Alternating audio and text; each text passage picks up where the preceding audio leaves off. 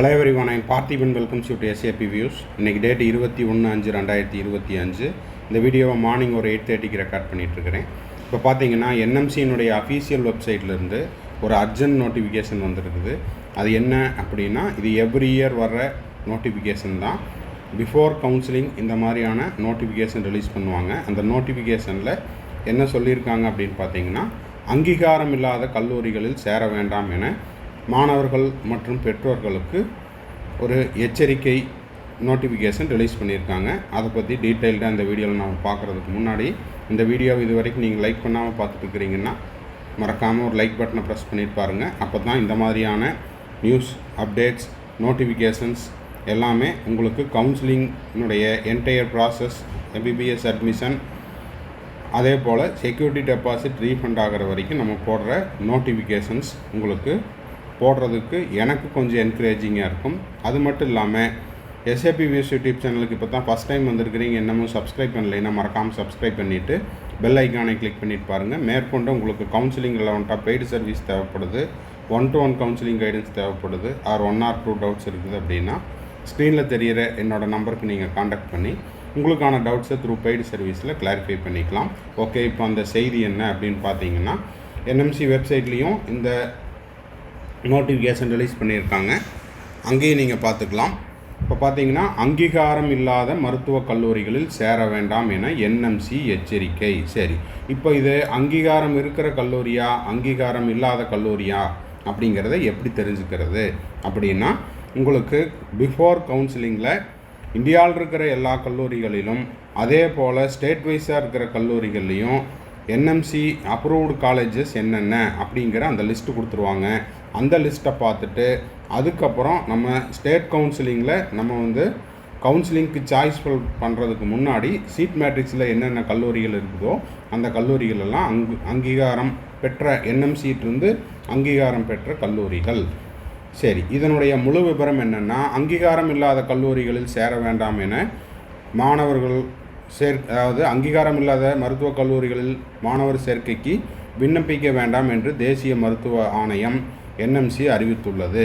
எந்தெந்த மருத்துவக் கல்லூரிகள் முறையாக அங்கீகரிக்கப்பட்டுள்ளன என்பதை என்எம்சி இணையதளத்தில் அறிந்து கொண்டு செயல்படுமாறும் வலியுறுத்தப்படுகிறது. அப்போது என்எம்சியினுடைய வெப்சைட்டில் காலேஜினுடைய list, medical colleges all over India என்னென்ன காலேஜஸ் இருக்குதோ அதெல்லாமே உங்களுக்கு வந்துடும். அந்த லிஸ்ட்டில் இருக்கிற காலேஜஸ் எல்லாம் என்எம்சி அப்ரூவல் வாங்கியிருக்கிற காலேஜ் அப்படின்னு நம்ம புரிந்து கொள்ளலாம். அது மட்டும் இல்லாமல் நீங்கள் மெயில் பண்ணியும் கேட்டுக்கலாம். என்எம்சியினுடைய அஃபீஷியல் மெயில் ஐடியான ug@nmc.org.in சந்தேகம் இருக்குது அப்படின்னா உங்களுடைய மெயில் ஐடியிலிருந்து என்எம்சிக்கு மெயில் பண்ணியும் இந்த காலேஜஸ் என்எம்சியினுடைய அப்ரூவ்டு காலேஜஸ் தானா அப்படிங்கிறதையும் கேட்டுக்கலாம். டோல் ஃப்ரீ நம்பருக்கும் சந்தேகம் கேட்டுக்கலாம். ஓகேங்களா?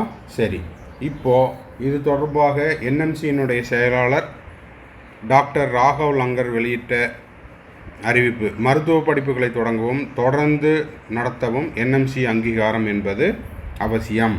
எவ்ரி இயர் என்எம்சி இன்ஸ்பெக்ஷன் பண்ணிவிட்டு அப்ரூவல் கொடுத்தா தான் அந்த கல்லூரிகள் அப்ரூவ்டு காலேஜ் அப்படிங்கிறத என்எம்சி அப்ரூவல் கொடுக்கும். ஸோ அந்த கல்லூரி அப்ரூவ்டு காலேஜ் அப்படின்னு எடுத்துக்கலாம். ஸோ நீங்கள் சேர்றதுக்கு முன்னாடி இந்த கல்லூரி என்எம்சினால் அங்கீகரிக்கப்பட்ட கல்லூரி தானா அப்படிங்கிறத தெரிஞ்சுக்குங்க. ஆனால் சில கல்லூரிகள் அத்தகைய அனுமதி பெறாமல், இது மோஸ்ட்லி எங்கே நடக்கும் அப்படின்னா தனியார் கல்லூரிகளில், ஒரு சில தனியார் கல்லூரிகளில், அதே போல் டீம்டு யூனிவர்சிட்டியில், அதுபோக ஒரு சில அப்ராடு கண்ட்ரீஸில் இந்த மாதிரியான அங்கீகாரம் இல்லாத கல்லூரிகள்லேயும் அட்மிஷன் போட்டுக்கிட்டு இருக்காங்க. அதில் சேர்ந்து ஏமாறக்கூடாது அப்படிங்கிறக்கான ஒரு எச்சரிக்கை செய்தி தான் இது. அங்கு மேற்கொள்ளப்படும் மாணவர் சேர்க்கை சட்டப்பூர்வமாக செல்லாது. அதாவது நீங்கள் தெரியாமல் போய் சேர்ந்துட்டீங்க அப்படின்னா அது சட்டப்பூர்வமாக செல்லாது என்பதை மாணவர்களும் பெற்றோர்களும் தெரிந்து கொள்ள வேண்டும். இந்த மாதிரி ராஜஸ்தான் மாநிலத்தில் உள்ள சிங்கானியா பல்கலைக்கழகமானது உரிய அங்கீகாரம், அதாவது ராஜஸ்தானில் இருக்கக்கூடிய ஒரு கல்லூரி இது வந்து ஒரு டீம்டு யூனிவர்சிட்டி சிங்கானியா பல்கலைக்கழகமானது உரிய அங்கீகாரம் இல்லாமல் மருத்துவ படிப்புகளுக்கு மாணவர்களை அனுமதித்ததை தொடர்ந்து அந்த கல்லூரி மீது சட்ட ரீதியான நடவடிக்கை எடுக்கப்படுகிறது. இப்போது அங்கே சேர்ந்த மாணவர்களுடைய எதிர்காலம் அப்படிங்கிறது கேள்விக்குறி தான். ஓகேங்களா? ஸோ அதனால் கல்லூரியில் சேர்றதுக்கு முன்னாடி இது எதுக்காக அப்படின்னா, ஏற்கனவே நம்ம ஒரு வீடியோ போஸ்ட் பண்ணியிருந்தோம். எந்த ஒரு மெடிக்கல் அட்மிஷன் அப்படின்னா அது த்ரூ கவுன்சிலிங்கில் தான், either all India quota counselling அது ஸ்டேட் கோட்டா கவுன்சிலிங். ஓகேங்களா? அதை விடுத்து நீங்கள் வந்து எனக்கு வந்து பெரிய விஐபி தெரியும், இல்லைன்னா ஒரு XRY தெரியும், அவர் வந்து எனக்கு எல்லாமே A to Z அட்மிஷன் வாங்கி கொடுத்துட்றேன் அப்படின்ட்டாரு, இல்லைன்னா அவரோட இன்ஃப்ளூயன்ஸில் நான் போய் காலேஜில் ஜாயின் பண்ண போகிறேன் அப்படின்னு பணத்தை கொடுத்து ஏமாற வேண்டாம் அப்படிங்கிறதுக்கான ஒரு விழிப்புணர்வு தான் அது. அந்த மாதிரி யாருனாலையும் சீட்டு வாங்க முடியாது. மெரிட் லிஸ்ட்டில் உங்கள் பேர் இருக்கணும், கவுன்சிலிங்கில் கலந்துக்கணும். கவுன்சிலிங் இல்லாமல் அட்மிஷன், மெடிக்கல் அட்மிஷன் அப்படிங்கிறது செல்லாது. ஓகேங்களா? அதை மாணவர்களாகட்டும் பெற்றோர்களாகட்டும் தெளிவாக தெரிஞ்சுக்கணும். அதே போல் வெளிநாட்டில் படித்தால், வெளிநாடுகளில் எந்த வகையான மருத்துவ படிப்புகளை பயின்றாலும் இந்தியாவில் மருத்துவ சேவைகளை மேற்கொள்ளலாம். அப்ராடில் படித்தீங்கன்னா மேற்கொள்ளலாம் என மாணவர்கள் சிலர் தவறாக வழி நடத்துகின்றனர். அப்ராடில் வந்து நீங்கள் போய் ஜாயின் பண்ணால் இந்தியாவில் வந்து படிக்கலாம் அப்படின்ற மாதிரி ஒரு சில நபர்கள் தவறான வழிகாட்டுதல் வழங்குகின்றனர்.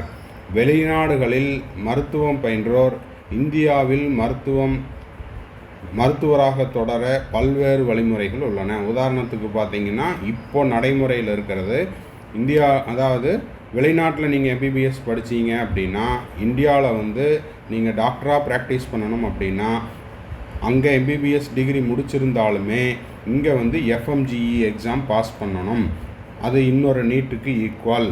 ஓகேங்களா? ஃபாரின் மெடிக்கல் கிராஜுவேட் எக்ஸாம் அதை கிளியர் பண்ணணும். இப்போது இனி ஃப்யூச்சரில் நெக்ஸ்ட் 1 நெக்ஸ்ட் 2 வரலாம். அப்படி வந்துருச்சு அப்படின்னா அந்த எக்ஸாம் கிளியர் பண்ணணும். ஓகேங்களா? குறிப்பாக அதற்கான தகுதி தேர்வு, உள்ளுரை பயிற்சி, பாடத்திட்டம் மற்றும் பயிற்று மொழிகள் தகுதி தேர்வு என பல்வேறு கட்டுப்பாடுகள் உள்ளன. அவை அனைத்தும் நிறைவு செய்தால் மட்டுமே இந்தியாவில் அவர்கள் மருத்துவர்களாக பதிவு செய்ய முடியும். ஓகேங்களா? இந்தியாவில் மருத்துவர்களாக பதிவு செய்ய அனுமதிக்கப்படுவர். அப்படி இல்லை அப்படின்னா போலி டாக்டர் தான். சரிங்களா? ஸோ அப்ராடில் மார்க் கம்மியாயிடுச்சு, இந்த மார்க்குக்கு சீட்டு வாங்கி கொடுக்குறேன் அப்படின்னு யாராவது ஒரு போலியான நபர்கள் அல்லது முகவர்கள் உங்களை அணுகினால் இந்த விவரங்களெல்லாம் கேட்டுட்டு அதன் பிறகு போய் சேருங்கள். ஏன்னா ஒன்ஸ் ஜாயின் பண்ணிவிட்டு அதன் பிறகு எதுவும் செய்ய முடியாது, பார்த்துக்குங்க அப்படிங்கிறதையும் இந்த செய்தியில் இந்த வீடியோ மூலமாக நம்ம சொல்லிக்க விரும்புகிறோம். உள்நாட்டிலும் வெளிநாட்டிலும் மருத்துவ படிப்பை பயிலுவதற்கு தேசிய மருத்துவ ஆணையத்தின் விதிகளை கடைபிடிப்பது அவசியம். உங்களுக்கு எந்த மெடிக்கல் காலேஜ் அட்மிஷன் அப்படின்னாலும் அது அண்டர் NMCயினுடைய ரூல்ஸ் அண்ட் ரெகுலேஷன்ஸில் தான் வருது. அந்த வகையில் இந்தியாவில் எந்த ஒரு மருத்துவக் கல்லூரி அதாவது சேர்க்கையாக இருந்தாலும் அங்கீகரிக்கப்பட்டுள்ளதா என்பதை NMCயினுடைய வெப்சைட்டில் படித்து அறிந்து கொள்ள வேண்டும். அதன் பிறகு விண்ணப்பிக்க வேண்டும். ஓகேங்களா? அங்கீகாரம் பெறாத கல்லூரிகளில் மருத்துவ படிப்புகளை சேர அழைப்பு விடுத்தால், யாராவது உங்களுக்கு அந்த மாதிரியான அழைப்பு விடுத்தால் நீங்கள் என்ன பண்ணலாம், NMCக்கு மெயில் பண்ணலாம். உங்களுக்கு ஏதாவது சந்தேகம் இருந்தாலும் NMCக்கு மெயில் பண்ணி கேட்டுக்கலாம். அதே போல் டோல் ஃப்ரீ நம்பருக்கும் கால் பண்ணி கேட்டுக்கலாம். கம்ப்ளைண்ட்ஸையும் அரேஞ்ச் பண்ணலாம். ஓகேங்களா? ஸோ இந்த வீடியோ மாணவர்களுக்கும் பெற்றோர்களுக்கும் ஒரு எச்சரிக்கை மற்றும் விழிப்புணர்வு வந்திருக்கும் அப்படின்னு நினைக்கிறேன். இந்த வீடியோவை இதே மாதிரி உங்கள் friends circle, relative circle, neighbour சர்க்கிளில் யாரெல்லாம் நீட் ஆஸ்பிரன்ஸ் இருக்காங்களோ, அப்ராடுக்கு ட்ரை பண்ணுறாங்களோ அவங்களுக்கெல்லாம் இதை கொஞ்சம் தெரியப்படுத்துங்க. நான் சொல்கிறது எல்லா வெளிநாட்டில் சேர்கிற கல்லூரிகளும் அந்த மாதிரி இருக்கும் அப்படின்னு சொல்ல வரல. நம்ம சேர்றதுக்கு முன்னாடி அந்த கல்லூரி எப்படி அதெல்லாம் தெரிஞ்சுட்டு சேருங்க. வேறு ஏதேனும் சந்தேகம் இருக்குது அப்படின்னா NMCக்கு மெயில் பண்ணி கேட்டுக்கலாம். NMCயினுடைய டோல் ஃப்ரீ நம்பருக்கும் நீங்கள் கால் பண்ணி கேட்டுக்கலாம். தேங்க்ஸ் ஃபார் வாட்சிங். பாய், see you, have a nice day. மறுபடியும் அடுத்த வீடியோவில் அடுத்த ஒரு அப்டேட்டோட மீட் பண்ணுறேன்.